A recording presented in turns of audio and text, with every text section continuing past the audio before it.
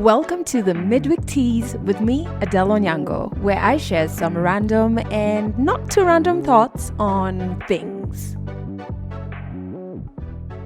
And in this episode, let's dive into this grief and people-pleasing thing. I told you last week that this one needed its own episode. One thing about grief that caught me by surprise is just how much of a people pleaser I became.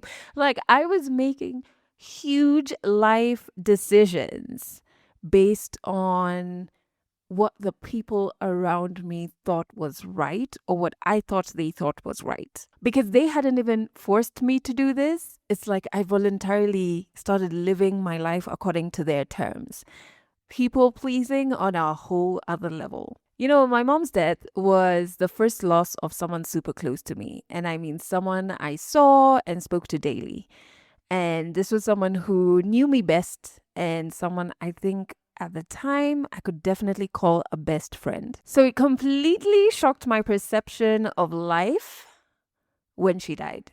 I was suddenly and in a very violent way reminded of just how fleeting life is. And in the chaos of all the initial emotions, I felt like death was this thing that only happened to me. Like, I really went through a phase where I was just like, this is unfair. Why am I the only one going through this, right? And so I started fearing again that the people left could die at any moment. When I would think back to my relationship with my mom, I was so grateful that I, to date, have no regrets about words unsaid. When it comes to our conversations, I knew she loved me and she knew she was my world.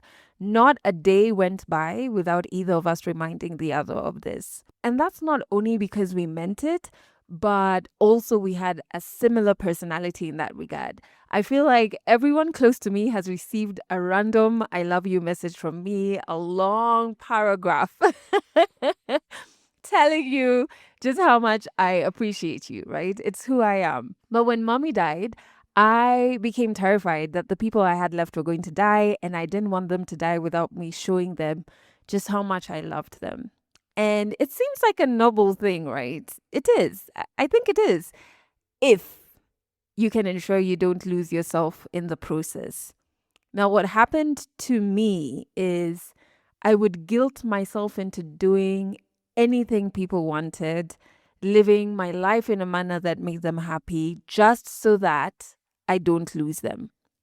In my head, this notion that these people left were going to die became a reality I carried with me daily. And I was people pleasing so that I don't lose anyone else. I don't know how that made sense in my head, but it did. I think it's important while loving others, like the people who matter to you, to never sacrifice your true desires or even yourself.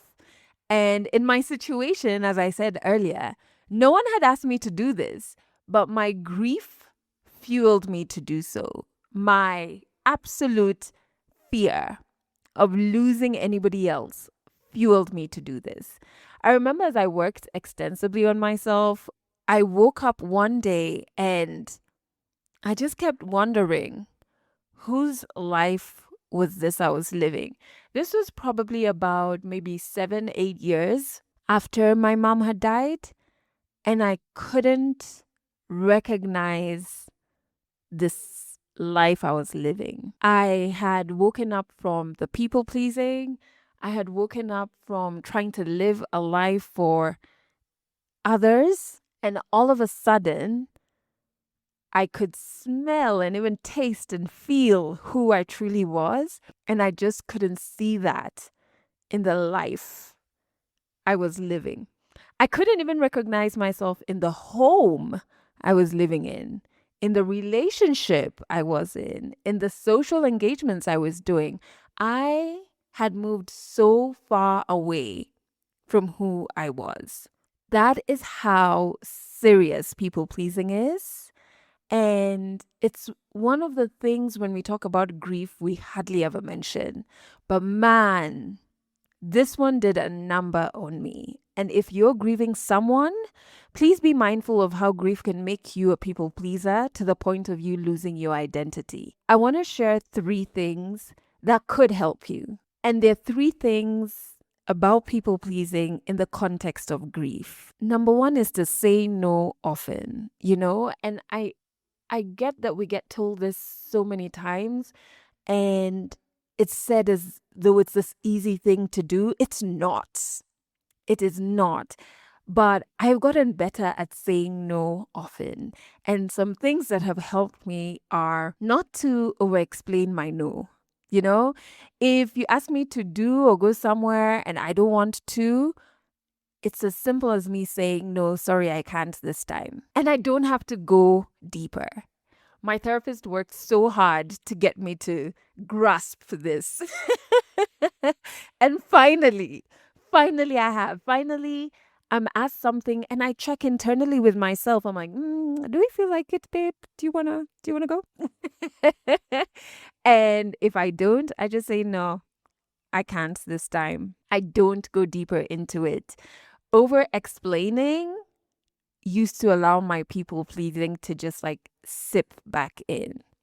Another thing that works for me is to buy myself time. I think I've talked about this in the past on the podcast, but if you ask me to do something or go somewhere, etc., and I'm not sure, I like saying, let me think about it. And I learned this from my person, because even for him, when you ask him to do something that's maybe too far in the future for him to know the mood he's going to be in or his social capacity at that time, he will say, I'm not sure, let's speak closer to the date, And I was like, this actually buys this guy time.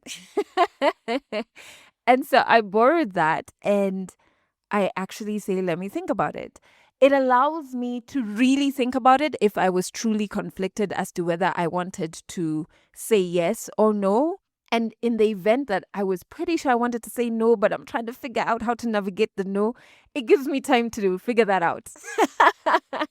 So you can buy yourself time. And the third thing that made it easier for me to say no often is to remember that behind every no is a yes. You're saying no to going to a social gathering and yes to preserving your social battery. You're saying no to going to whatever it is, and you're saying yes to your peace, and you're saying yes to your you time, you're saying yes to preserving your emotions, because maybe the place you're being asked to go to is triggering. You know what I mean? You are just saying yes to you. In fact, for me, there are times I say no to things, even business opportunities, because the way they are being handled is going to give me tons of anxiety. So in those moments when I'm saying no, before I used to look at it like, oh, you're saying no to money. You're saying no to this wonderful business association. Now I look at it as I'm saying yes to my peace of mind. I'm actually saying no to anxiety and saying yes to my peace of mind. So remember that behind every no is a yes. The other thing I wanted to share is you may be tempted to fill your space with people because you don't want to feel the feelings grief brings. And to ensure the people don't leave, you bend over backwards, people pleasing them so they stay. Do not be afraid of silence while you're grieving. Do not be afraid of solitude while you're grieving. I feel like the key to minimizing the distraction grief brings is to allow yourself to feel the emotions and not run away from them. When I run away from them, that's when I got into the wrong relationships. That's when I lost my identity to people pleasing. Feel the feelings and don't be scared of silence or solitude. Those two things can be so powerful in a very positive way. And the last thing I want you to remember is that you're worthy. You have value. And the way you view the world, the way you view life and what you want to achieve, no matter how different it is valid. Do not let grief convince you otherwise. Thanks for listening to the Mid-Week Tease, a Legally Clueless Africa production. Episodes go out every Wednesday, and you can learn more about us by going to legallycluelessafrica.com.